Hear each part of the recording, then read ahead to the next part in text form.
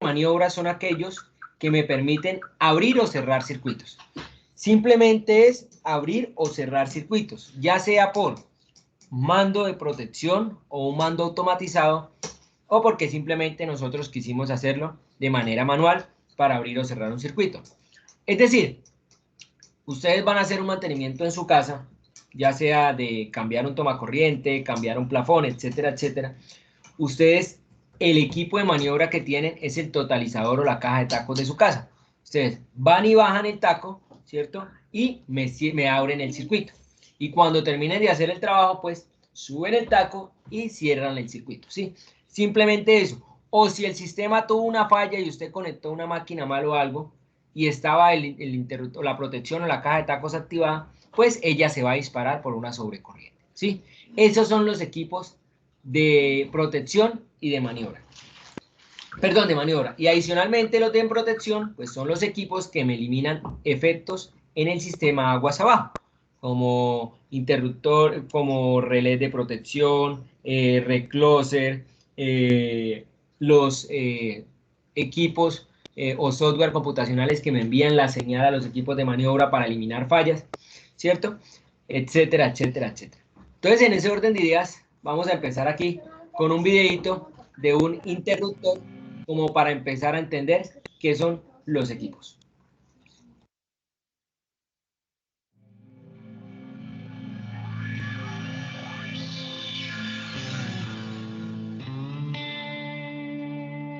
Uno de los elementos más importantes en una subestación eléctrica es el interruptor. El interruptor de potencia es un dispositivo destinado al cierre y apertura de circuitos eléctricos bajo condiciones de carga o de cortocircuito. Este dispositivo sirve para insertar o retirar de cualquier circuito eléctrico energizado, máquinas generadoras, transformadores de potencia, líneas de transmisión, alimentadores, banco de capacitores, entre otros dispositivos. Para analizar adecuadamente un interruptor, podemos dividirlo en dos partes: las cámaras de extinción del arco eléctrico y el mecanismo de operación de contactos móviles. La cámara de extinción es la parte primordial de cualquier interruptor eléctrico. Es en donde, al abrir los contactos, la energía que fluye por el circuito se transforma en calor. Cuando se trata de abrir un circuito en condiciones normales de carga o bajo condiciones de falla, entre dos contactos que se separan aparece un arco eléctrico que mantiene la continuidad del circuito y permite que siga circulando corriente eléctrica a través de él. El arco eléctrico desprende calor, por lo que se produce calentamiento y oxidación de los contactos, lo que da como resultado una gran resistencia de contacto y disipación de calor, y con el tiempo viene el deterioro del interruptor. Cuando se inicia la separación de los contactos, aparece el arco eléctrico, constituido por electrones que originan alta temperatura, del orden de 2500 a 10.000 grados centígrados. Esto hace que el elemento extintor del arco eléctrico, que puede ser aceite, gas, hexafluoruro de azufre o vacío, se ionice, es decir, adquiera carga y se comporte como conductor, y se gasifique, originando una sobrepresión súbita. Para extinguir el arco eléctrico, se debe eliminar cada uno de los efectos producidos por el mismo. Esto al aprovechar el paso de la onda de corriente por cero y una alta velocidad de separación en los contactos.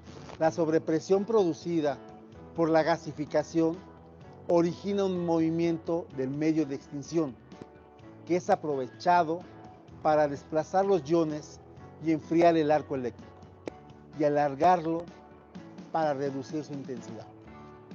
Con esto, la rigidez dieléctrica del elemento extinto es suficiente para romper el arco eléctrico. Te invito a descubrir los siguientes elementos de una subestación eléctrica.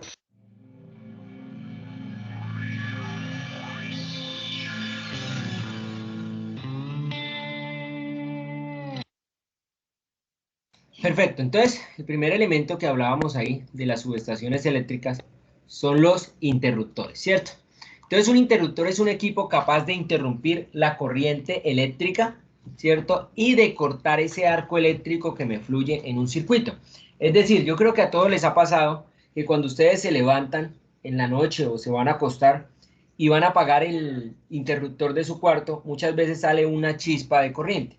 Ese es el famoso arco eléctrico, que pues como estamos hablando de baja potencia, no es necesario extinguirlo, ¿cierto? Porque el mismo aire ambiente lo extingue. Pero ya cuando estamos hablando a grandes sistemas de potencia, pues ya tenemos que determinar unos métodos para extinguir ese arco eléctrico.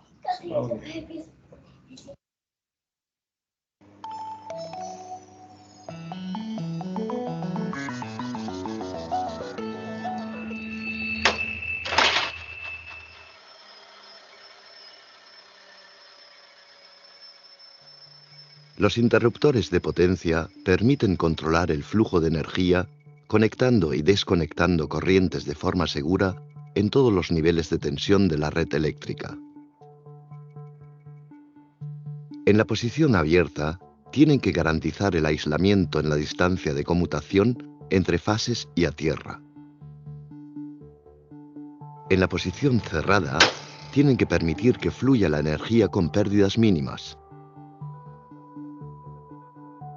Tienen que ser capaces de interrumpir fiablemente corrientes de cortocircuito sin que ellos mismos o los equipos adyacentes sufran daños, incluso tras una prolongada inactividad.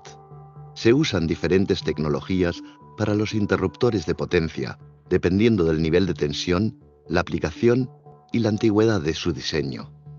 La interrupción de la corriente tiene lugar en las cámaras de corte que contienen aire, aceite, SF6 o vacío. Los interruptores de potencia pueden utilizar sistemas de contactos múltiples que constan de contactos principales y contactos de arco. Los contactos principales permiten que la corriente de funcionamiento fluya con pérdidas mínimas, mientras que los contactos de arco pueden cortar corrientes de cortocircuito con una mínima erosión por el arco.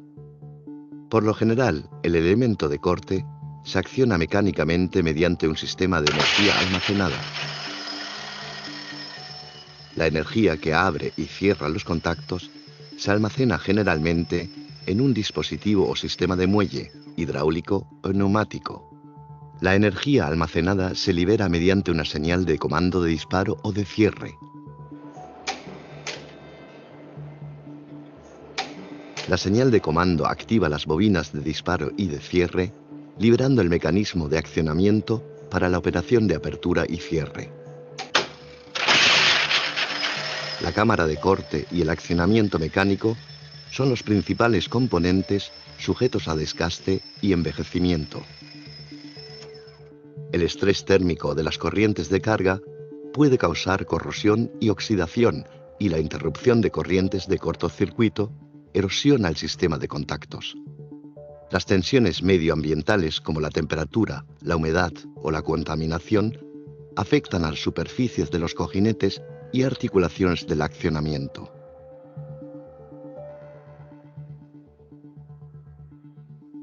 Los componentes auxiliares, como las bornas, también están sujetos a envejecimiento por estrés eléctrico.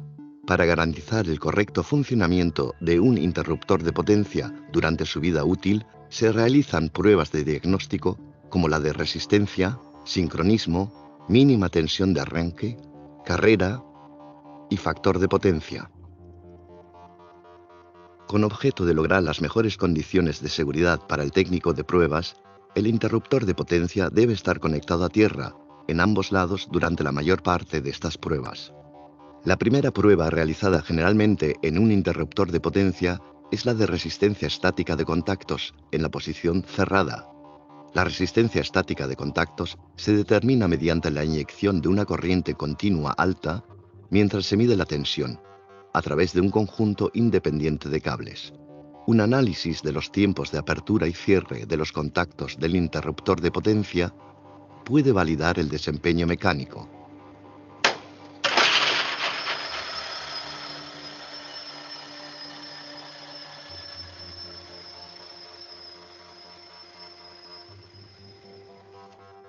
Las diferencias entre los contactos y fases individuales deben estar dentro de unos límites definidos. La comparación de estos resultados con los datos de fábrica o de mediciones anteriores puede revelar tendencias. El registro de las corrientes de la bobina de disparo y de cierre da una indicación de su estado mecánico y eléctrico, así como del estado de la palanca de desbloqueo.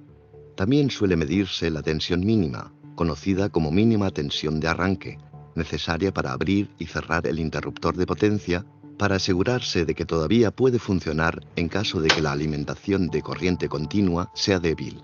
Si el interruptor está equipado con un sistema de contactos múltiples, la medición de la resistencia dinámica durante la apertura y cierre indicará el desgaste del contacto de arco. Además, si se registra la curva de carrera del interruptor de potencia, se pueden evaluar parámetros mecánicos como la velocidad, la carrera total, la aceleración, la sobrecarrera y el rebote.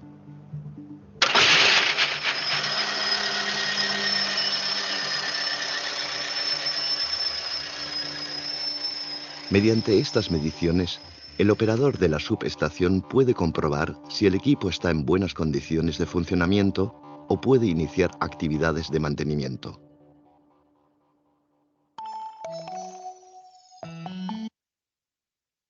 Bueno, entonces como analizábamos en el video, pues ya miramos el principio de funcionamiento de un interruptor, ¿cierto? Los interruptores, pues como hablábamos ahí, o como se hablaba en el video, son equipos capaces de establecer, soportar e interrumpir corrientes en condiciones normales del circuito y adicionalmente en condiciones de sobrecircuito o sobrecorriente, como las fallas, descargas atmosféricas, entre otros, ¿cierto? Y la diferencia entre ellos y los seccionadores es que ellos son capaces de extinguir el arco eléctrico.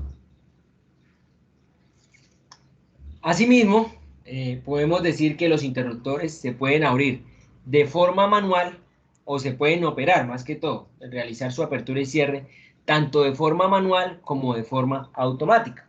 De forma automática, pues hablamos por medio de las señales de relés, ¿sí?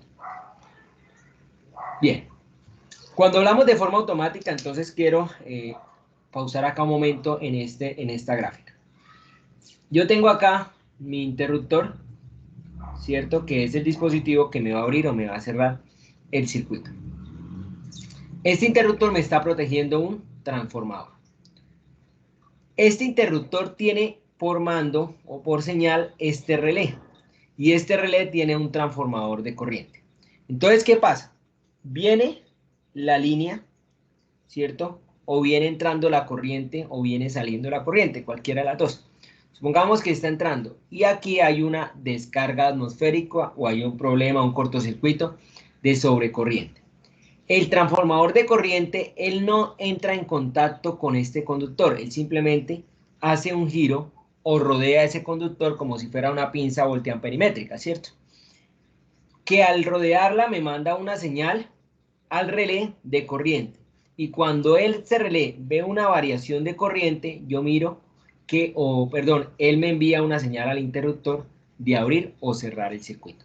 ¿Sí? Entonces, así es que operaría este señor interruptor por mando remoto, es decir, por controlador de relé. Porque no vamos a tener ahí un operario a toda hora mirando una sobrecorriente, pichemos el botón para que se abra. No, esto ya es un sistema automatizado. Bueno, si quieren copien ese grafiquito y ya continuamos.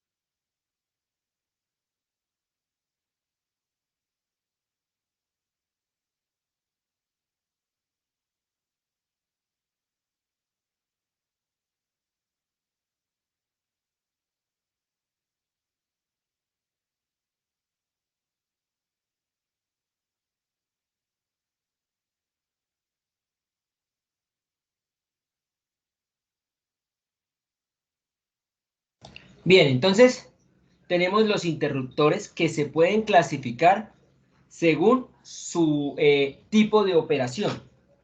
Es decir, los interruptores se clasifican de dos maneras, según su extinción de arco eléctrico o según su tipo o mecanismo de operación.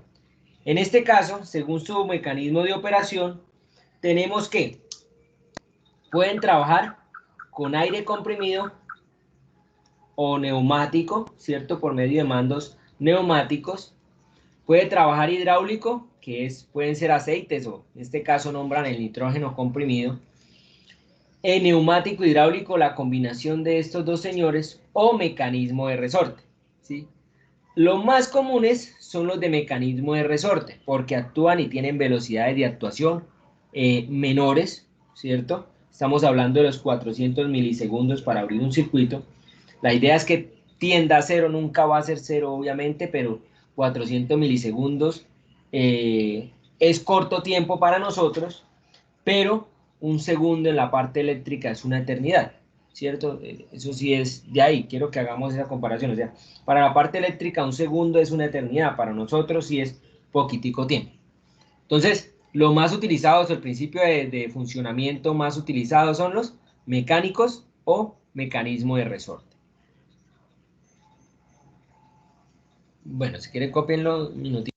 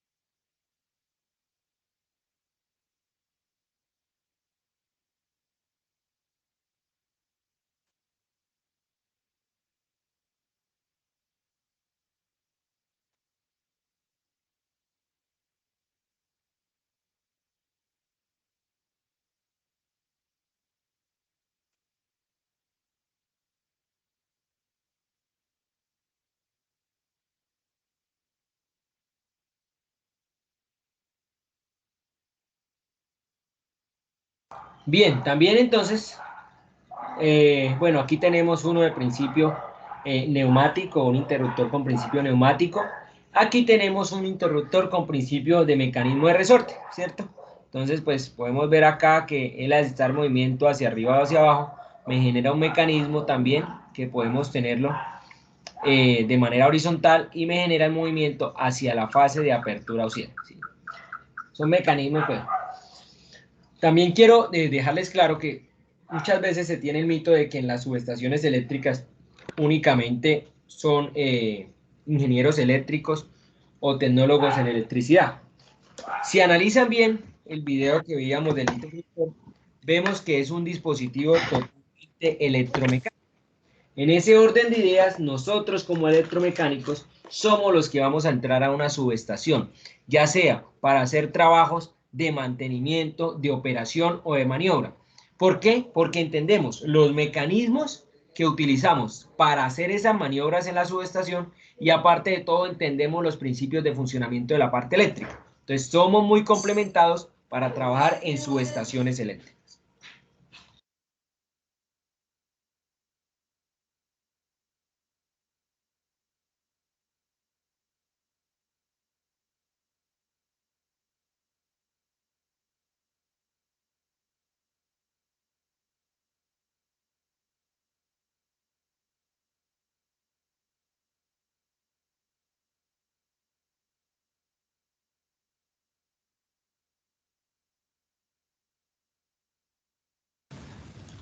Profe,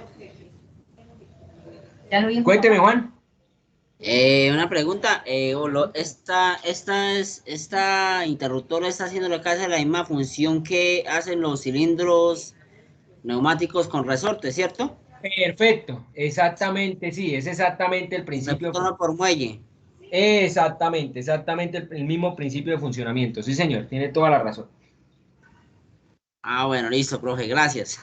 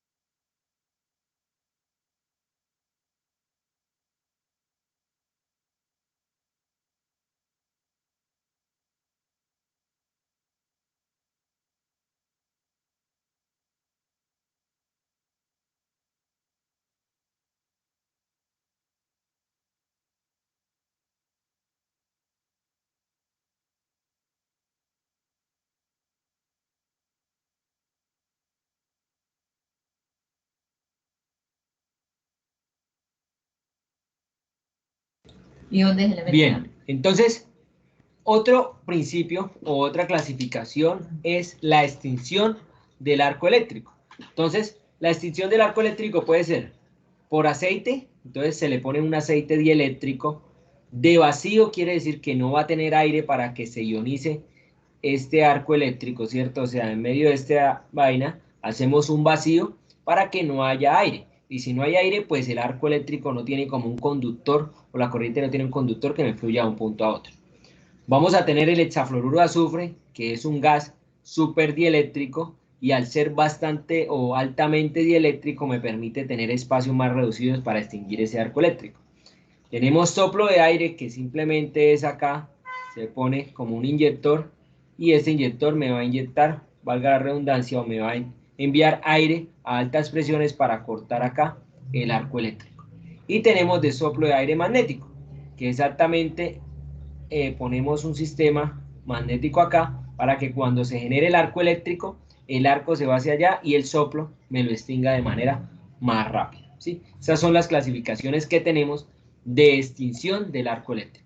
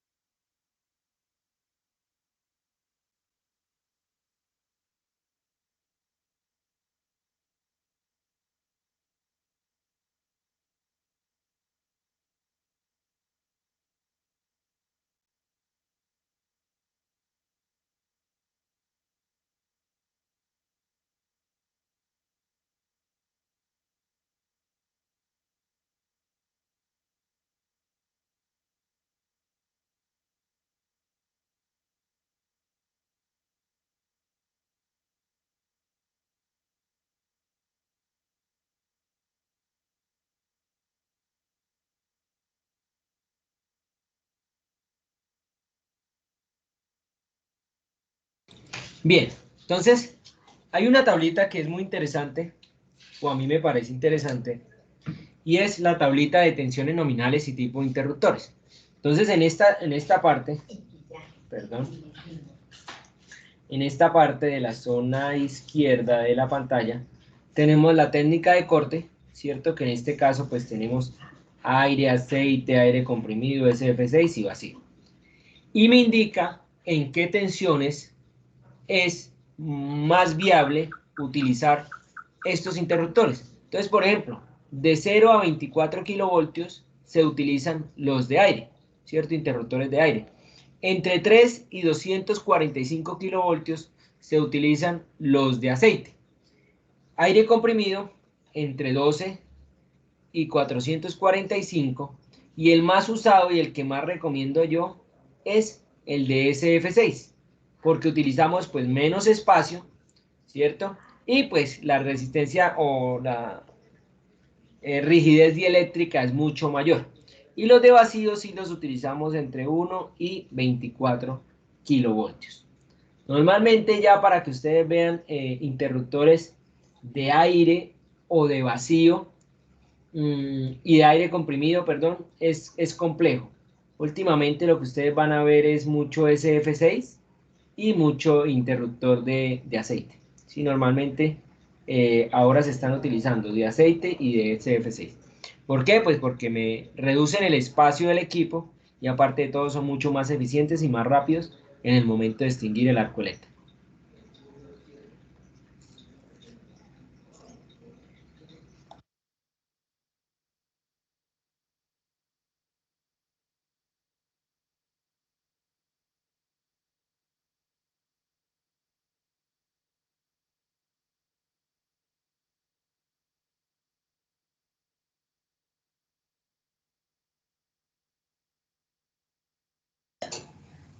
Profe, ¿me puede regalar la imagen anterior? Es que no alcancé a copiar bien. Claro, Juan, ya un momentico. ¿Esta? Esa, profe. Listo, hágale. Ya, profe. Listo, un gusto.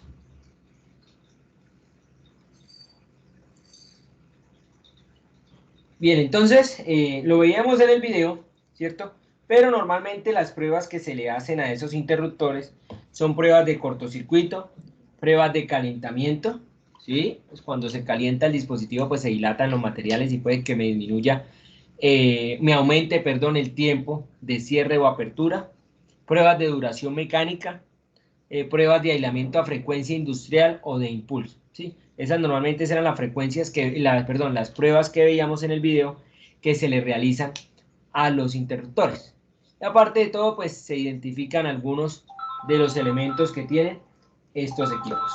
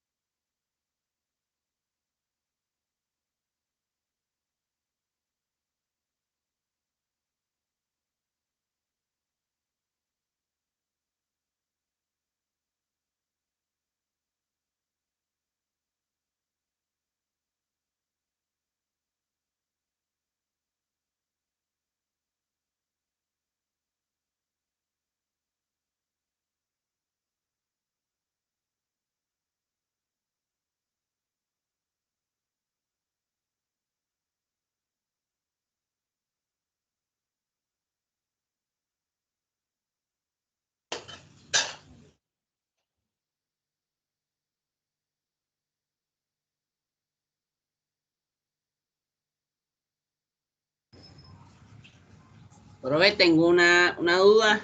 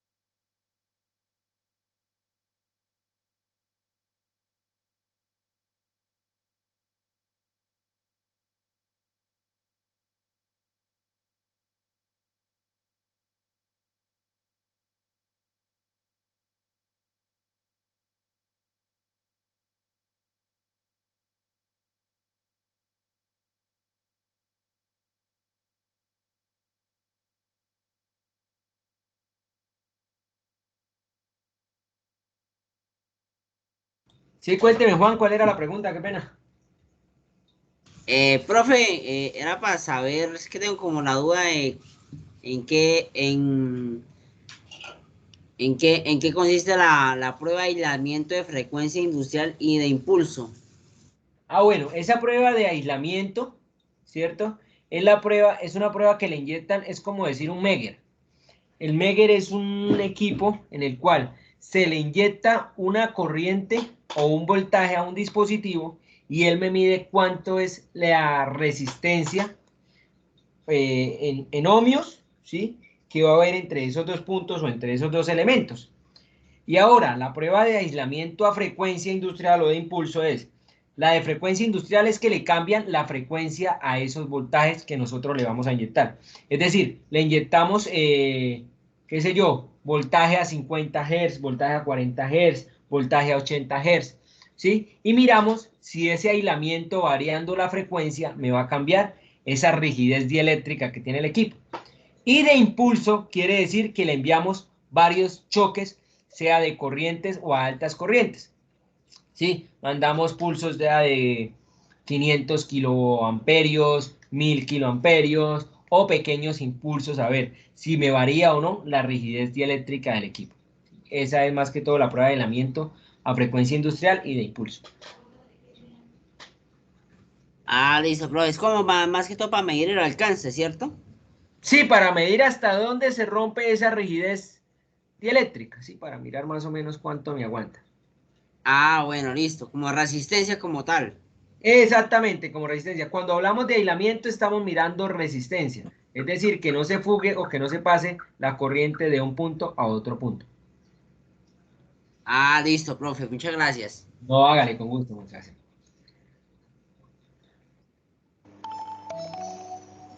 Listo. También tenemos los interruptores, pues, que en las subestaciones de baja tensión normalmente son de SF6, ¿cierto? Pues los actuales, y van pegados de una vez con la celda de seccionamiento. Tenemos los interruptores de vacío que ya yo les digo, mirando la imagen, son interruptores obsoletos, pero puede que encuentren uno que otro, donde pues ellos me permiten la apertura y cierre de cargas tanto en adelanto, en atraso, como unitarias o resistivas, inductivas y capacitivas. Estas pues requieren bajos mantenimientos y se usaban especialmente para climas extremos. Eso anteriormente. Tenemos también los interruptores, bueno, los de vacío, ¿cierto? Pues que son unos mecanismos bastante robustos, pero ya no se utilizan mucho. Este señor sí lo utilizamos bastante y sí es bastante común en este momento y son los de SF6. Es más, hay hasta transformadores que tienen aislamiento, no con aceite, sino con hexafluoruro de azufre, que es el gas dieléctrico que normalmente se utiliza para extinguir arcos eléctricos y para sistemas de aislamiento en algunas subestaciones encapsuladas. Vamos a pasar ahora a mirar, ya vimos lo que era un interruptor, vamos a mirar ahora lo que es un seccionador.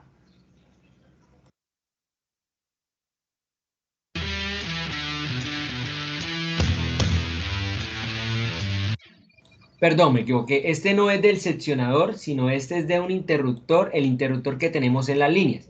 El interruptor de las líneas nosotros lo llamamos recloser, ¿sí? Que me permite abrir o cerrar líneas dependiendo pues si hay fallas o no en el sistema. Entonces ahora sí, qué pena.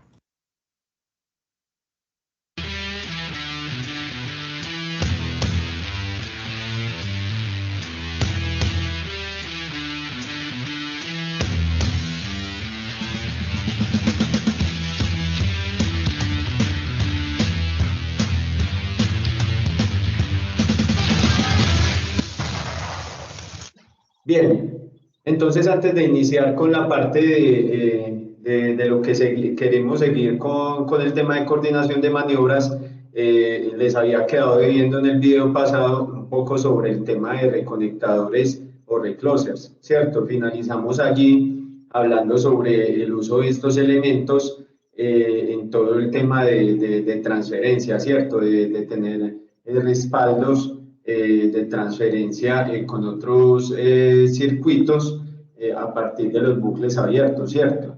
Entonces aquí en las imágenes tenemos el reconectador o recloser también, que es como tal un equipo que me permite, pues hacer esa conexión, digamos, entre dos redes. De hecho, los reconectadores han tenido digamos, muchos usos. Entre esas utilizaciones está, por ejemplo, el utilizarlos cuando hacemos un retrofit o un overhaul en una subestación, o sea, como una remodelación, pues lo que pasa allí es que montamos en lugar de la subestación, o sea, sacamos toda la subestación de servicio y en lugar de las celdas, de cada una de las celdas de los circuitos que hay allí o en las líneas de subtransmisión, pues lo que comenzamos a montar es una subestación, digamos, externa, provisional y a base de reconectadores. O sea, los reconectadores allí prácticamente lo que pasan es a reemplazarme como tal cada una de las celdas, ¿cierto? Y esto debido a que pues prácticamente en este punto ellos hacen esa función provisional, digamos, de interruptor de potencia y debido a que cuentan con su respectivo módulo de control, que es este que vemos aquí a la derecha, pues digamos que se termina asimilándose a lo que hace una celda en una subestación, pues con todo su módulo de control, ¿sí? Esto es contándoles como uno de los usos que se le da al reconectador. Pero ya como tal en la red, lo que hemos venido hablando para el caso pues, de las transferencias. Este que vemos aquí en pantalla es un tipo de reconectador.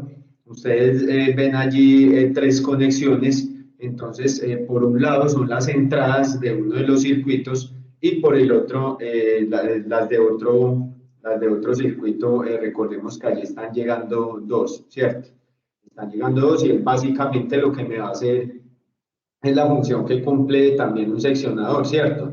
Con la diferencia que como ya les había mencionado, pues el reconectador se puede operar en remoto, ¿sí? A través también de su mismo módulo de control y él puede hacer accionamientos, puede hacer cierres allí como tal, de manera controlada y de manera temporizada. A su vez, pues también de todas formas el reconectador siempre tiene, digamos, una opción de maniobrarlos allí de manera manual cuando se requiera, ¿sí? Este es un tipo de reconectador, como les digo, que tiene sus tres entradas, sus tres salidas o viceversa, dependiendo por donde lo estemos conectando. Y aquí en cada extremo también, en cada uno de los extremos, pues se instalan también los DPS, ¿sí? Para darle protección, DPS a cada una de las entradas del mismo. Tengo acá como ejemplo, como de costumbre, pues norma de empresas públicas de Medellín. Ya les he mencionado anteriormente, pues que yo en los ejemplos les cito mucho la norma como tal de EPM porque es una norma pues que yo considero muy completa, ¿cierto? Y muy amarrada, muy ligada a las normas internacionales. Este documento pues también de ejemplo se los voy a compartir, igual creo que ya les había compartido pues el enlace en el cual ustedes pueden ingresar a las normas de EPM, ¿sí? Allí también pueden encontrar toda esta información. Quería mostrarles acá otro tipo de reconectador,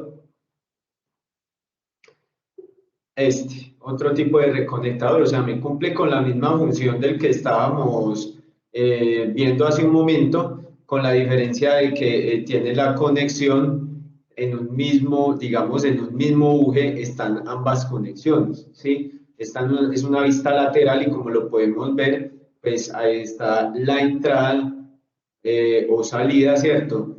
Por la parte superior y tenemos otra entrada lateral en una disposición horizontal llegando a un mismo buje, ¿cierto? Esta es la vista, esa era la vista lateral y esta es la vista horizontal, perdón, la vista frontal como tal. Entonces, miremos allí los bordes de la parte de arriba de conexión para uno de los circuitos y los otros tres bordes dispuestos horizontalmente para la conexión de otro circuito como tal allí, ¿sí? Este pues, es un documento bien interesante respecto a la conexión de los reclosers o reconectadores como tal, ¿sí? Por eso les digo que es información pues, que yo considero muy completa. Y acá está como todo el diagrama de conexión, ¿cierto? Todo este diagrama de conexión que es bien interesante sobre cómo se conecta un reconectador, ¿sí? Aquí como tal vemos el reconectador, como les había mencionado hace un momento, para cada una de las fases debe haber un DPS con la conexión normal que se hace del DPS, cortocircuitado hacia tierra en su parte inferior, y vemos cómo debe haber un seccionador, obviamente, para cada uno de los circuitos, ¿cierto? O sea, a pesar de que él está cumpliendo pues, con una función de switcheo allí, de reconexión, pues se debe contar con cada uno de los seccionamientos también para cada una de las entradas o salidas que llegan allí, ¿cierto? Esa es la conexión como tal. Y hay un bypass, ¿sí? El bypass debe contar también con un seccionador. Y este bypass, pues, no es más que contar con una conexión alterna, digamos, es como un plan B, una conexión alterna que me permite hacer lo que hemos estado viendo en las transferencias normales de bucle abierto. Lo que hemos estado viendo, que estén en un seccionador allí normalmente abierto, dispuesto para la transferencia. En este caso, el bypass lo que hace es eso en caso de que el reconectador falle o en caso de que el reconectador salga de servicio. El bypass me va a permitir hacer la maniobra manualmente, porque si bien les mencionaba que el reconectador tiene opción de maniobrarse manualmente, pues se puede dar que falle por completo, ¿cierto? Que haya una falla en el equipo por completo y debamos omitirlo y trabajar con el respectivo bypass. Ahora, en una maniobra, digamos, mucho más compleja, por decirlo de alguna manera, nosotros podemos trabajar en el reconectador, en esta estructura podemos trabajar en el reconectador haciendo como un tipo de maniobra de transferencia, ¿cierto? Donde nosotros lo que hacemos es abrir seccionadores de entrada al reconectador y conectar el bypass, ¿sí? Conectar el bypass y permitir que haya servicio normal, ¿cierto? Esto es muy similar a maniobras que se hacen a veces, o sea, la metodología como tal es muy similar a maniobras que se hacen, por ejemplo, a veces en línea viva, en línea energizada, lo que llaman jumpear, ¿cierto? O sea, hacer conexiones de puente de un lado a otro mientras yo intervengo un punto de la red, ¿cierto? Pero estoy dando paso de servicio por otro y tengo aislado, o sea, digamos, me encabono yo a trabajar en un punto donde tengo frío, pues tengo fría pues la desenergizado ese punto de la red y estoy jumpeando o pasando por otro lado. Es similar acá a lo que se hace con el bypass. En este caso, si yo cierro el bypass y tengo abiertos estos seccionadores, puedo trabajar sobre el reconectador. Ahora, ¿por qué que puede salir también del servicio del todo el reconectador? Porque como les decía, pues, y les mostraba, pues él tiene su módulo de control, ¿sí? Que yo lo puedo tener en conexión remota con el centro de control. Pero dicho módulo de control, pues necesita una alimentación, ¿cierto? Él necesita una alimentación y para ello todo el montaje del reconectador como tal siempre involucra un transformador allí que es de 0.5 kVA, un transformador de 0.5 kVA para la alimentación del módulo de control como tal. Acá lo vemos en esta vista superior, ¿cierto? Conectado a un transformador monofásico a 7.6, conectado a 7.6 o también puede ser a 13.2, pero como es tan pequeño, pues digamos que no es necesario que sea 13.2 kilovolts o que sea pues a dos fases, pues para hacerme entender, puede ser a una sola. Entonces acá lo que muestran básicamente la conexión normal del transformador. Se está derivando de una de las mismas redes, ¿cierto? Preferiblemente la que se considera como la fuente, pero recordemos lo que hemos dicho, el reconectador ya funcionando como seccionador, le están llegando dos circuitos, o sea, ambos pueden ser fuente. Y acá está pues simplemente las protecciones, los cortacircuitos o seccionamiento del transformador, los DPS, ¿cierto? Y el transformador que simplemente pues por baja me le va a dar la alimentación al módulo de control, ¿sí? Esa es esa es la conexión del reconectador como tal, ¿cierto? Acá simplemente están mostrando la diferencia si es en troncal, la diferencia si es en un ramal, ¿cierto? No cambia mayor cosa, lo único que están mostrando acá es que en una troncal pues los seccionadores son cuchillas monopolares, mientras que si es en un ramal o una derivación lateral, pues vamos a utilizar básicamente, por ejemplo, cortacircuitos en el bypass.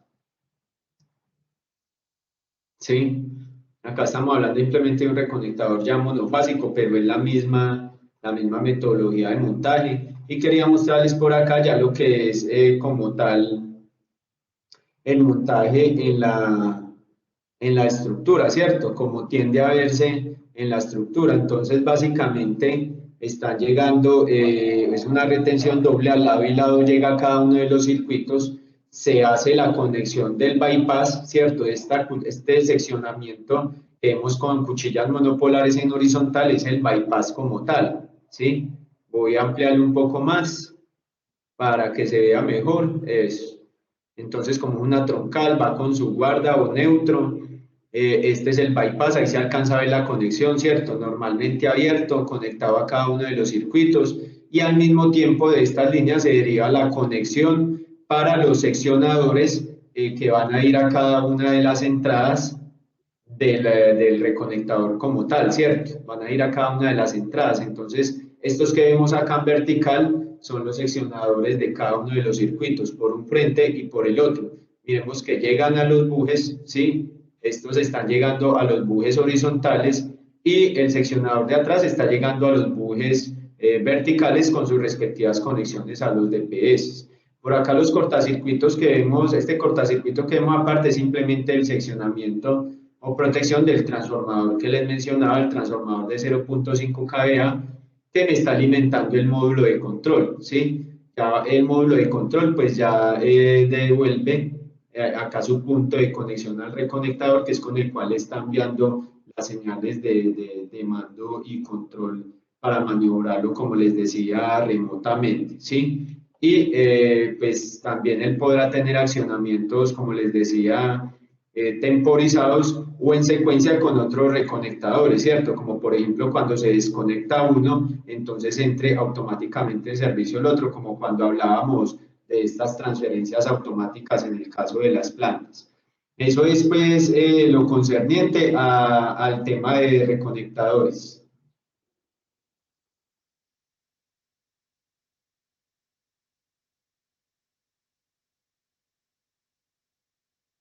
Bueno, perfecto. Entonces aquí veíamos otro de los interruptores que tenemos que es un recloser o un reconectador, que él simplemente pues me abre, me cierra circuitos cuando está en una línea, prácticamente es en una línea, ¿cierto? Y lo llamamos recloset o reconectador porque él detecta la falla y abre el circuito. Instantes después vuelve y cierra el circuito. Si vuelve a detectar la falla, pues él obviamente vuelve y se abre enviando una señal o dejando el circuito abierto. Pero si no, no hay más falla, pues simplemente él queda cerrado y sigue en funcionamiento del circuito. ¿Cuándo ocurre esto? Pues puede ser que un árbol crezca, ¿cierto? O la rama de algún árbol crezca, me toque la línea y se presente el corto. Pero la rama se quema y cuando él vuelve a cerrar, o el recorte vuelve a cerrar el circuito, pues ya no vamos a tener esa señal de alarma que tenemos. Bueno, perfecto. Adicionalmente a esto, pues nosotros podemos ver en la coordinación de protecciones los reclosers ya de una manera automatizada en control de cómo se viene implementando pues en la ESA, ¿cierto? Y especialmente en un tiempo atrás en centrales eléctricas de norte. Entonces, miremos aquí un momento.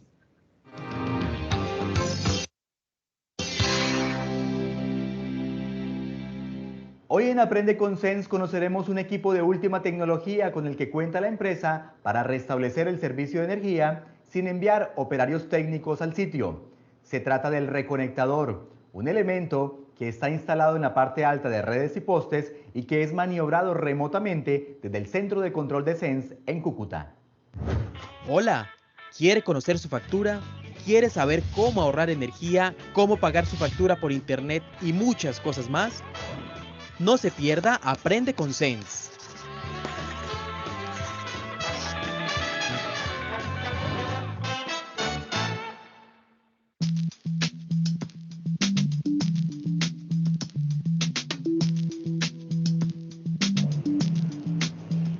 Una empresa moderna y en constante crecimiento como SENS requiere de equipos de última tecnología para la prestación eficaz del servicio. Uno de ellos es el reconectador de energía. ¿Pero qué es y cómo funciona? En Aprende con SENS ampliamos la información. Se puede asimilar a un interruptor de apagar la luz o al breaker que está en la casa o taco, como se conoce comúnmente. Lo que hace es interrumpir el flujo de corriente ante una falla. Este equipo es un gran aliado para mantener la continuidad del servicio de energía en todos los rincones del norte de Santander, sur de Cesar y Morales, en el sur de Bolívar. Y su función es habilitar rápidamente el servicio cuando ocurra alguna falla en un sector de un municipio. En caso de una falla, que de pronto se reventó una línea o hizo contacto una línea con un árbol o cayó un objeto sobre la red, este elemento la detecta.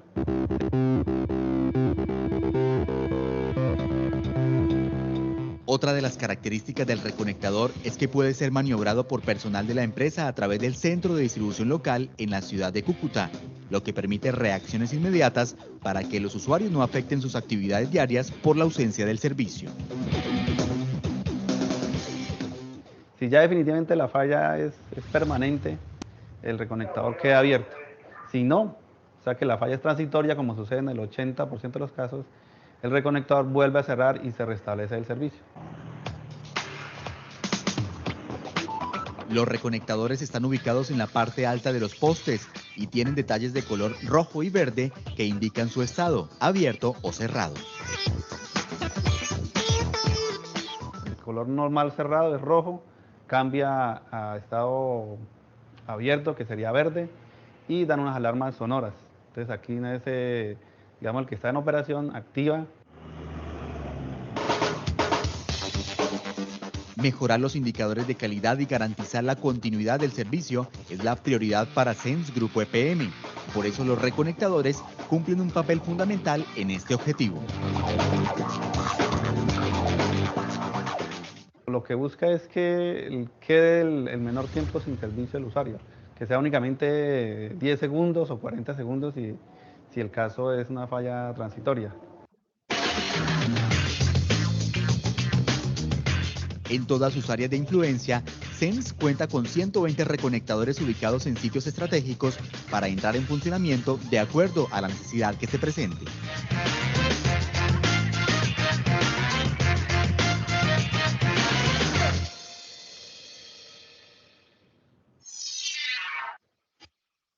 Bueno, entonces, ¿cómo identificamos, cierto? Y como nos lo explicaba, pues, el video, ya viene de manera automatizada lo que es todo el sistema interconectado para abrir y cerrar el circuito. De manera que él me va enviando señal, pues, anteriormente no me enviaban señal los recloser, ahora sí me están enviando señal y se hace más fácil identificar en dónde está la falla. Adicionalmente a esto, pues, también se pueden implementar o se implementan sistemas o dispositivos de medición de consumo de energía, que si, pues, según los cálculos, nosotros ponemos ahí el sistema de medición, pero al hacer el cálculo o el cuadrante y la energía no cuadra, quiere decir que de pronto alguien se está robando energía, ¿cierto? Y podemos disminuir las pérdidas de energía en el sistema. Ahora bien, después de terminar con el interruptor, vamos a mirar lo que es el seccionador. El interruptor, pues decíamos que me permite el corte visible de la corriente. El seccionador no me permite actuar, perdón, el interruptor me permitía cortar el arco eléctrico en un corte no visible. El seccionador no podemos cortar el arco eléctrico, ¿cierto? Y es un corte visible de la corriente. Entonces, vamos a mirar qué es el interruptor, el seccionador, perdón, y ya continuamos.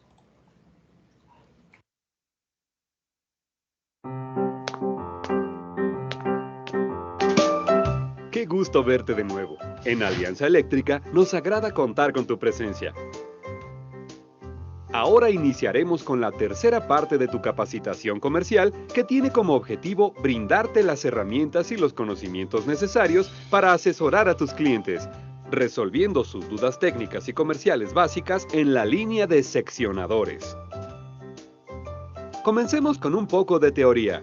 Un seccionador es un dispositivo eléctrico de seguridad que nos permite interrumpir la continuidad de la corriente en un circuito, red o instalación eléctrica. Básicamente, un seccionador es un aparato electromecánico capaz de mantener aislada la instalación eléctrica de su red de alimentación por medio de una apertura física. Es un dispositivo de apertura lenta. Este dispositivo, por sus características, debe ser utilizado siempre sin carga o en vacío. Los seccionadores nos proporcionan corte visible, una condición indispensable para el trabajo seguro en media tensión.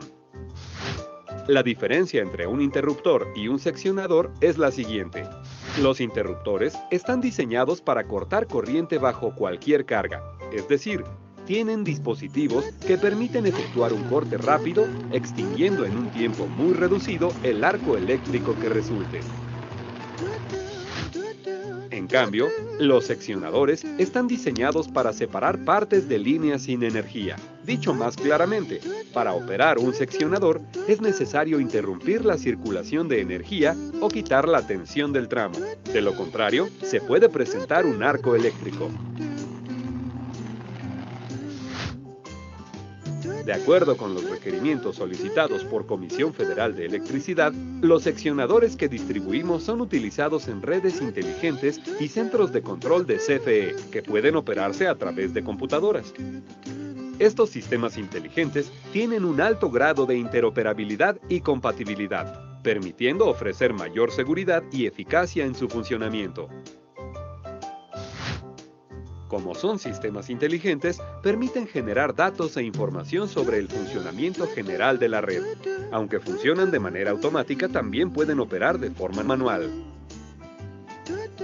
Hablemos un poco de la rigidez dieléctrica. Entendemos por rigidez dieléctrica o rigidez electrostática el valor límite de la intensidad del campo eléctrico en el cual un material pierde su propiedad aislante y pasa a ser conductor. Se mide en volts por metro, V/M. También podemos definirla como la máxima tensión que puede soportar un aislante sin perforarse. A esta tensión se la denomina tensión de rotura de un dieléctrico.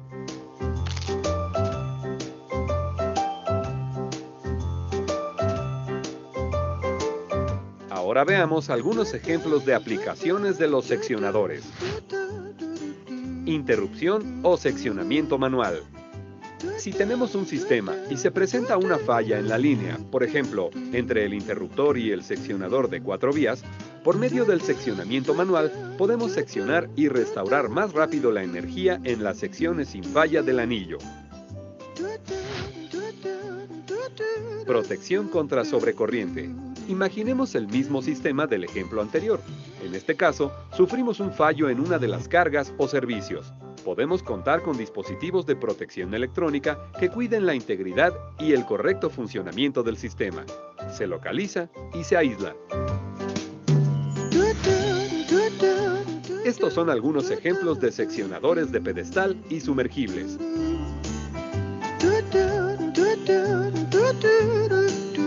Por último, es muy importante que recuerdes la información que necesitas recabar para poder cotizar. ¿Cuál es el nivel de tensión requerido? ¿15 kV, 25 kV o 35 kV? ¿Qué tipo de aislamiento? ¿Sólido dieléctrico o SF6? ¿En qué tipo de instalación se va a instalar? ¿Pedestal o sumergible? ¿Número de frentes? ¿Un frente o 2 frentes? Número de vías del equipo, 2, 3, 4, 5, 6, 7 u 8. Configuración de las vías del lado y fuente operación con carga, ya sean de 200 amperes o 600 amperes. Número de vías del lado carga y configuración de las mismas con protección electrónica, ya sean de 200 amperes o 600 amperes. Material del tanque en acero normal o acero inoxidable. Material del gabinete en caso de ser tipo pedestal en acero normal o acero inoxidable. Tipo de operación del equipo.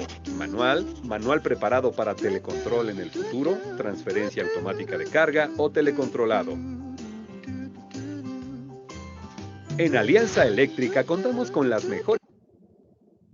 Bueno, entonces aquí explicaban lo que es el seccionador, ¿cierto? Entonces el seccionador es un aparato mecánico, un equipo mecánico que garantiza por razones de seguridad una posición de abertura, una distancia de aislamiento que satisface las condiciones específicas. Es decir, es un corte visible. Entonces también nos lo podemos grabar como que el interruptor me interrumpe corriente y el seccionador me interrumpe voltaje, me abre el circuito, me presenta un circuito abierto. Los podemos clasificar según su tipo de accionamiento, como cuchillas giratorias, cuchillas deslizantes, columnas giratorias, pantógrafos o semipantógrafos, ¿cierto? O los famosos rodillas. Según su tipo de abertura, pues se abren horizontal, vertical, de giratorio central o giratorio lateral, pantógrafo o semipantógrafo, ¿sí? Que es prácticamente una manera vertical. Según su función, tenemos de contactos principales o de sistemas de puesta a tierra. Según sus números de fase, pues tenemos monofásicos o unipolares, o trifásicos o los famosos tripolares, ¿cierto? Y según su tipo de mando, tenemos por pértiga, utilizado a media tensión, es decir, lo abrimos por pértiga, como son las cuchillas cortacircuitos. Tenemos los de mando mecánico o a distancia, ¿cierto? Que son los de abertura por manivela o por biela, mecanismos de árbol de transmisión y mecanismos de cadera y piñones. Y finalmente tenemos los utilizados por servomotores o seccionadores de columnas giratorias, que pues su principio de funcionamiento son, si son hidráulicos, tenemos bombas, si son neumáticos tenemos compresores o simplemente si son mecánicos tenemos motores eléctricos o motorreductores. Pero todo esto, ¿para qué me sirve? Me sirve para abrir sin que haya presencia de corriente. Esto es un gran ejemplo de lo que no se debe hacer con un seccionador, abrirlo en presencia de corriente, como para entender ya a qué me refiero yo.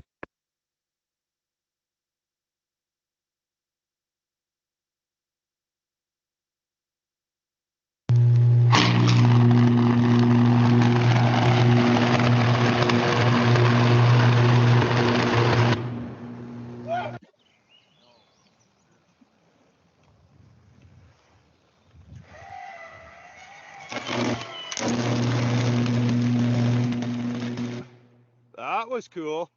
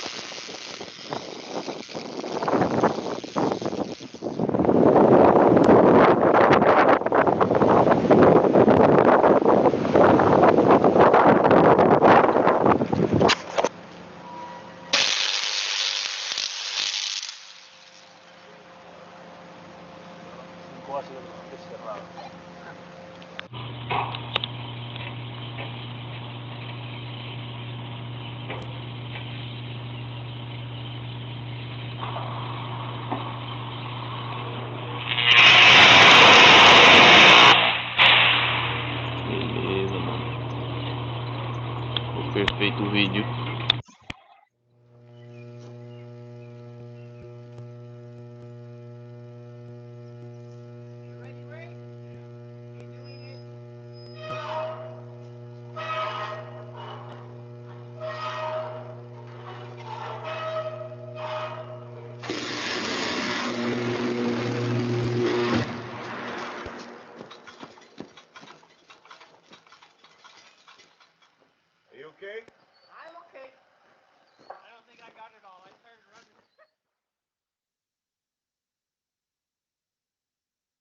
Bien, entonces como analizamos acá, a eso es lo que yo de pronto me refiero, ¿cierto? Que un seccionador jamás se puede abrir en presencia de corriente porque pues obviamente se me van a generar altas corrientes, ¿cierto? Porque la corriente siempre tiende a seguir su camino.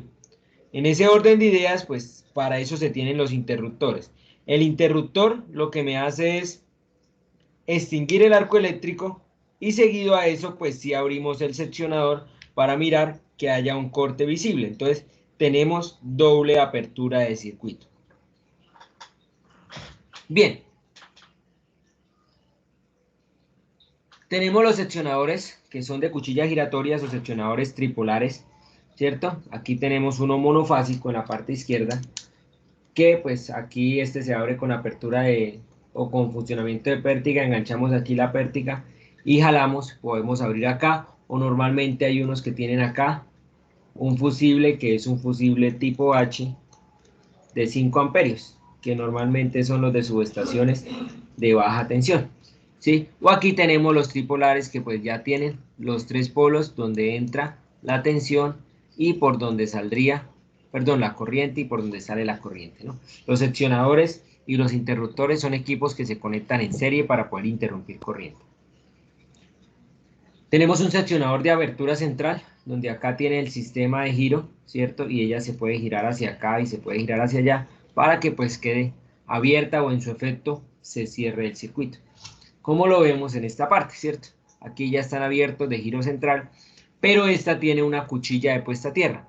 Esta cuchilla de puesta a tierra lo que me hace es, aparte de abrir aquí el circuito, enviamos esta cuchilla hacia el suelo y ella se me aterriza acá con el sistema de puesta a tierra. De manera que si viene por acá una corriente de inducción, pues no trate de saltar directamente acá, sino que simplemente me baje por la puesta a tierra. Estas son las famosas cuchillas de puesta a tierra. Tenemos decepcionador con apertura en B central, es decir, acá tiene el punto de giro y ella pues obviamente se me gira para que no me encaje en estos contactos, ¿sí? Viene por acá la alimentación, viene por acá la otra alimentación, entonces sencillamente ella lo que hace para que no me unan estos contactos.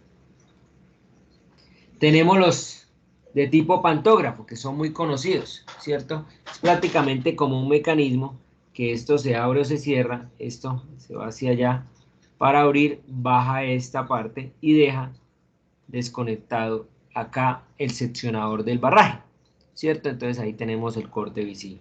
Entonces aquí lo tenemos abierto, que no está conectado, aquí exactamente igual, ¿cierto? Pero aquí ya está totalmente conectado. Estos son los pantógrafos. Y el semipantógrafo pues ya no tiene la otra conexión acá como lo tenía la otra, sino que simplemente tiene una rodilla, que por eso lo llamamos semipantógrafo de rodilla, porque tiene una articulación en esta parte donde este motor me hace que suba o baje para que engrane el dispositivo en esta parte. Finalmente tenemos los pararrayos o los DPS. Los pararrayos son los equipos que me ayudan a extinguir las sobretensiones que trae el sistema. Es decir, si yo tengo aquí la onda sinusoidal y viene aquí el seno normalito, pero una sobretensión y él me subió acá y me bajó acá, ¿qué es lo que hace este pararrayo? Este pararrayo me dice, yo corto este pedazo, esta parte de la onda y esta parte de la onda yo la envío a tierra.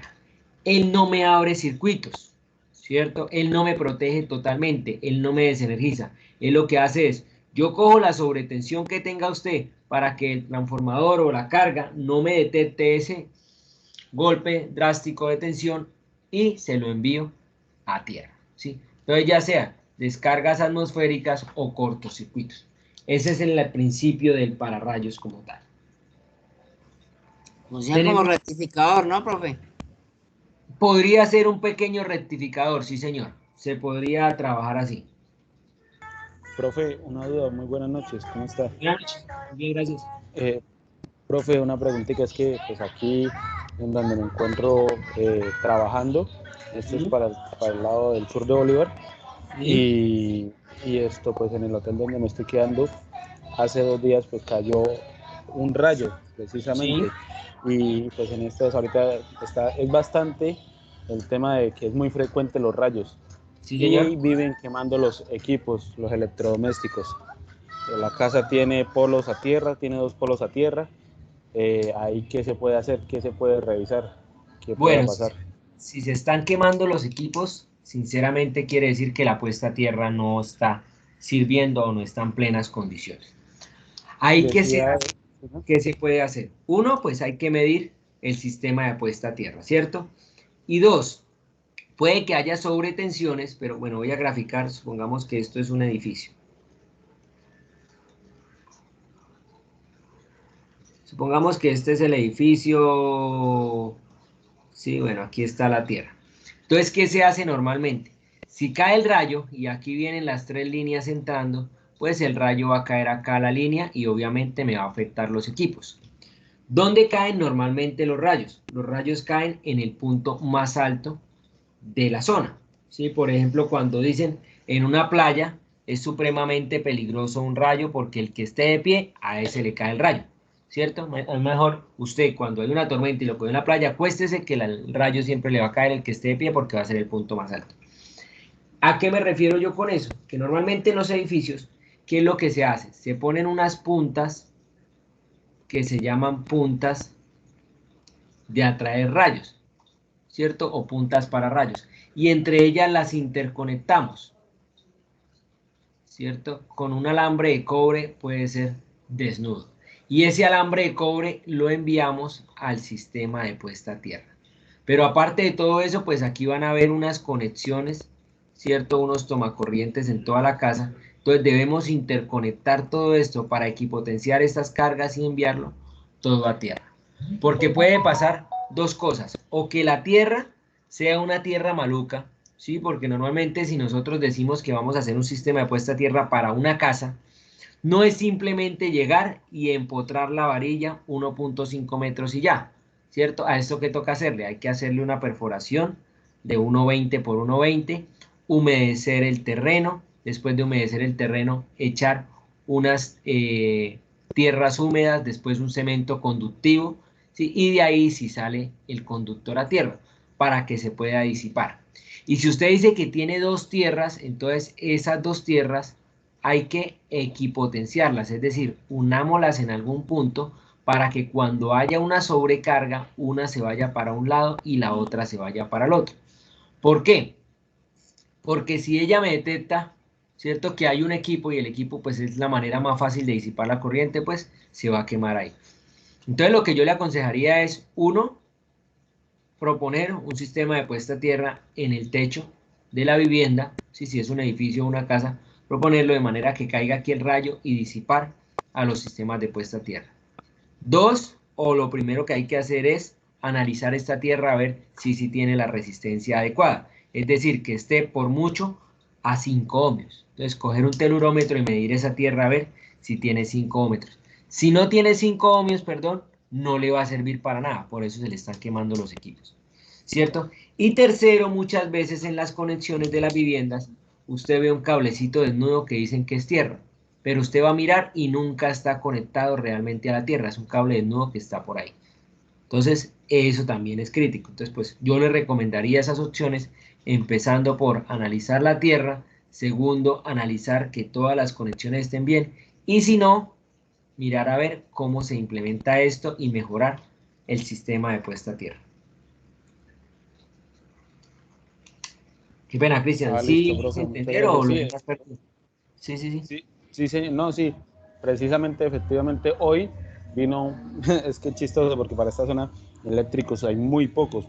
Hay uno solo o 2 que trabajan con ello y toca llamarlo. Eso pasó hace 3 días ya, en la noche de hace 3 días, y hasta hoy pudo venir porque tiene mucho trabajo y no pudo venir. Sí. Y llegó y lo que hizo fue eso, medir las tierras y marcaban 70 ohmios. No, muy Marcaban altas. 70. Después de eso, las unió y marcaban 35. Sí, señor. Después de eso, entonces, ¿qué dijo? como él mismo había pues hecho los polos a tierra, Sí. Hace 10 años, él no los unió soldándolos, sino los unió por medio de bornes. Entonces él dice que fueron que se sulfataron con el paso de los años. Sí. Entonces, ¿qué sucede? Sino que donde dejaron los bornes fue en toda la mitad de la casa. Entonces hay que donde dejaron los bornes, los polos a tierra fue en toda la mitad de la casa. Entonces tienen que romper baldosa y todo eso para poder llegar hasta el punto. Entonces, pues dijeron que era mejor entonces hacerlos nuevamente y volver a implementar nuevos polos a tierra. Sí, exactamente. Eso sería así, exactamente. Entonces, no estamos tan desfasados de lo que estamos hablando. Sí, equipotenciar esa tierra. De los protectores que traen ellos, ¿qué protector se utiliza normalmente para eso? Porque es que, ¿qué sucede? A la casa le colocaron unos polos a tierra, pero no le colocaron ningún protector después o antes del contador. No sé si va antes o va después. Ah, bueno, no, eso va, bueno, dependiendo, eso va después del conector del medidor, ya que pues nosotros podemos intervenir es del medidor para adentro. Nosotros no podemos intervenir del medidor para afuera. Entonces, la protección, el totalizador, nosotros debemos ponerlo por dentro de la vivienda o ya después de que se mida, ¿cierto? Cuánto se está consumiendo y eso también debe ir aterrizado a tierra, ¿sí? Ahora bien, también puede ser, ¿cierto?, que por medio del medidor se esté filtrando las sobrecorrientes.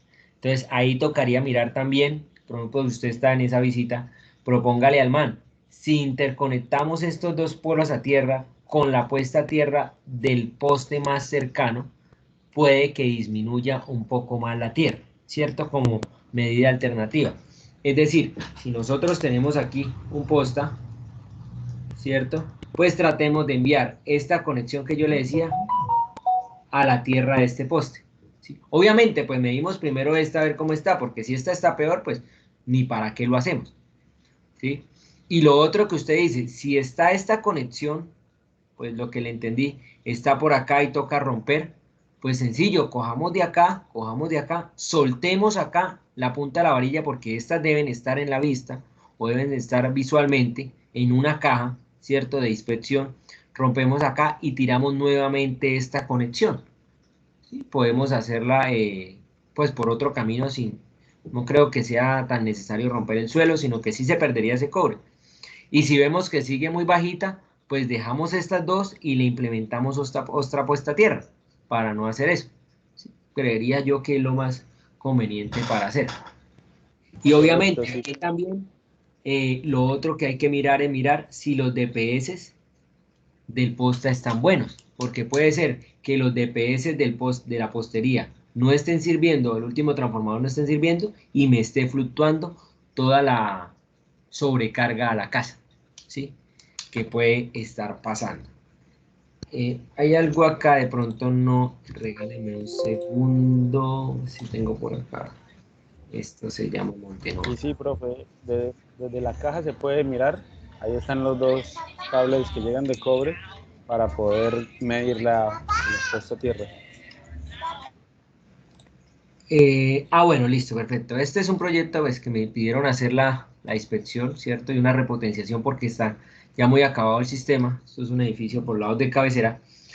Y esto es lo que yo le digo. Muchas veces estos DPS, estos son los DPS, que son los dispositivos de puesta a tierra o los pararrayos. Los rayé y la embarré. Aquí tienen un cablecito. Ese cablecito es el que va a tierra, ¿cierto? Puede que ellos estén quebrados también o los DPS no me estén enviando las sobrecargas a tierra, ¿cierto? En ese orden de ideas, pues puede que ese aumento de resistencia, ¿cierto?, me disminuya arreglando estos DPS, ¿cierto? Que los equipos, pues, en la casa me envíe la puesta a tierra al suelo, pero adicionalmente mirar los DPS que están acá. Si ellos están buenos, entonces podemos equipotenciar la puesta a tierra que está en la casa con esta puesta a tierra que está en postería y aumentamos un poquito más la resistividad, ¿sí? Sería lo otro que se podría proponer en ese caso. Bueno, aquí esto era... Profe, ¿esa tierra es la que se conecta también al neutro? No, ahí tenemos un error un grave error, y es que nosotros muchas veces conectamos la tierra al neutro. La tierra nunca debe ir conectada a un neutro. La tierra es tierra, el neutro es neutro. El neutro es el retorno seguro que va a tener un circuito. La tierra sí es la corriente que queremos que vaya hacia el suelo, ¿sí? Entonces normalmente no se debe conectar la tierra con el neutro.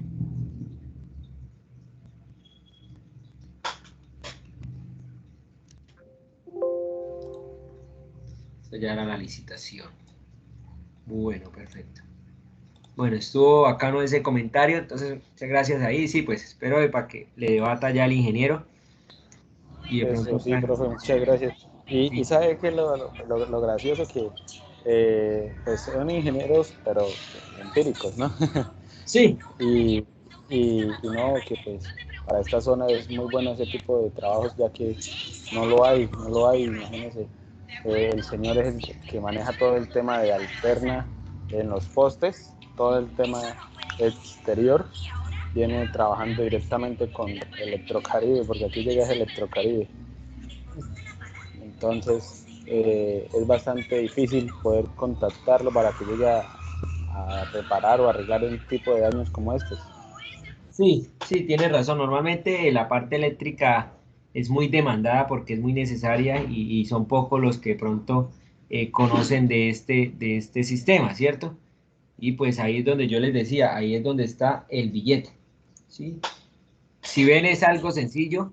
Aplicamos Sí, siempre los principios de la ley de Ohm, porque yo le estoy diciendo ahí, lo de la Tierra es principalmente la ley de Ohm. ¿Por dónde se va a ir la corriente? Por donde haya menor resistencia. Entonces, ¿qué tenemos que hacer? Enviarlo a Tierra para disminuir la resistencia de Tierra, ¿cierto? Y que no vaya a haber inconvenientes. Pero si la resistencia de Tierra está muy alta, pues obviamente la corriente dice, no, este no es Javier Ascanio en subestaciones, vámonos para un profesor Mascochi, ¡pum! Nos vemos con Javier Ascanio, ¿sí? Entonces, la corriente siempre tiende a ir por el camino más fácil. Y en ese caso, pues si la tierra está tan elevada, pues ella se va hacia los equipos y tome su totazo, ¿sí?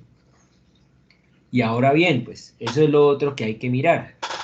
Si es bueno, no digamos nombres, si es de la empresa prestadora de servicios, ¿sí? Y los daños vienen por las redes eléctricas de ellos tienen que responderle a ustedes porque ustedes están pagando un seguro de confiabilidad de que la energía les está llegando o les debe llegar totalmente segura, ¿cierto? Y para eso ellos deben implementar los DPS seguros y los sistemas de puesta a tierra seguros para mejorar esa disponibilidad. ¿Sí? Adicionalmente, pues pero ustedes... sabe, profe, Señor. Perdón, profe, para esta Tranquilo. zona se quema mucho el tema de electrodomésticos y van a hacer como la queja, pues no solamente por rayos, sino porque aquí todos los días se va la luz, todos los días hay problemas con la electricidad, y entonces ¿qué implementa cada hogar, cada vivienda, cada hotel, cada negocio, cada cosa que hay acá? Pues tener una planta, todos tienen una planta.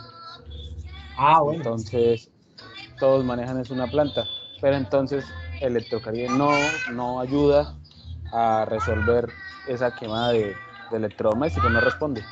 No, y ahí es rentable para ellos porque igual ustedes están pagando la energía y en la energía uno de los valores, si ustedes miran todo el recibo, hay una parte que se llama pérdidas, que nosotros estamos pagando las pérdidas del sistema, ¿sí?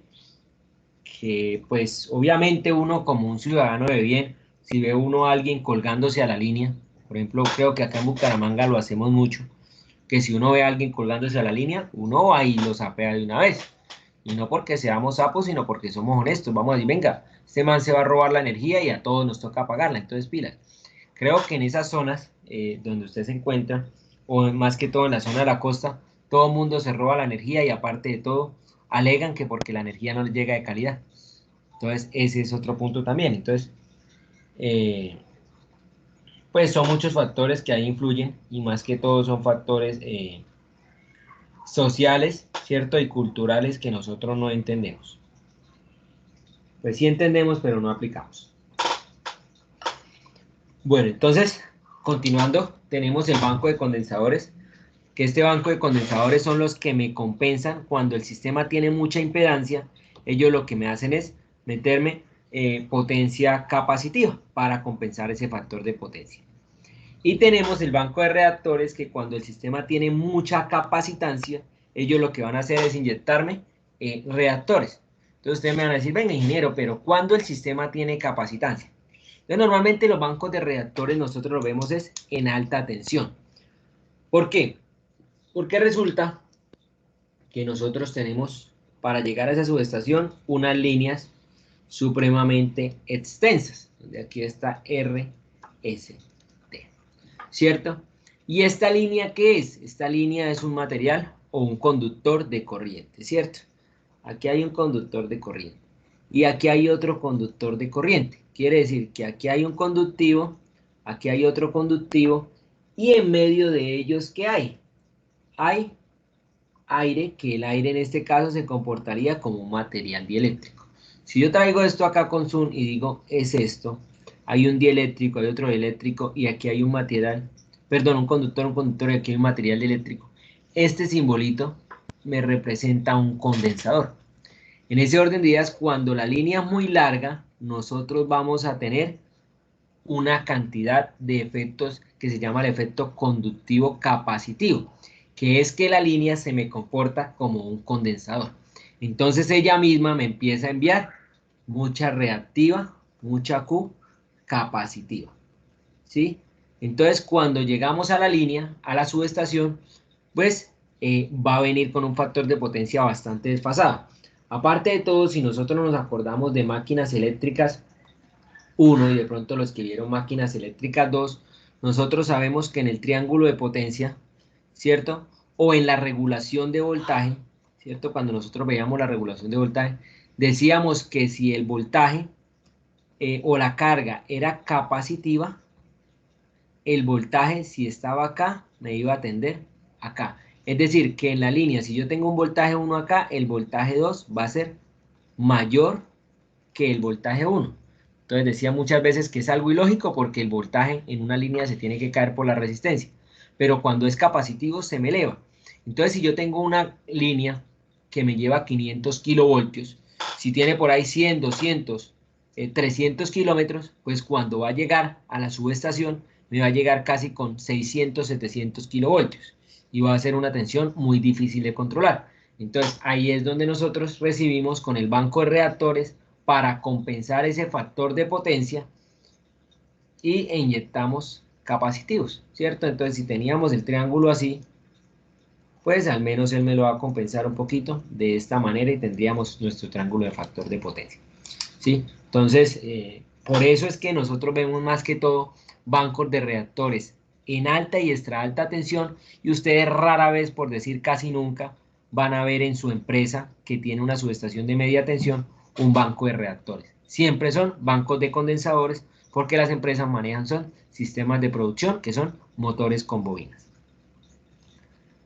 Listo, muchachos. Entonces estos eran los equipos de una subestación eléctrica que quería compartirles el día de hoy como para ir entendiendo cada uno de estos equipos. Obviamente, pues aquí estamos viendo a grandes rasgos y a gran escala, pues lo que son estos equipos. Si pueden leer un poquito más a profundidad de cada uno de ellos, pues les complementaría bastante para ustedes, para el conocimiento que deben adquirir, ¿sí?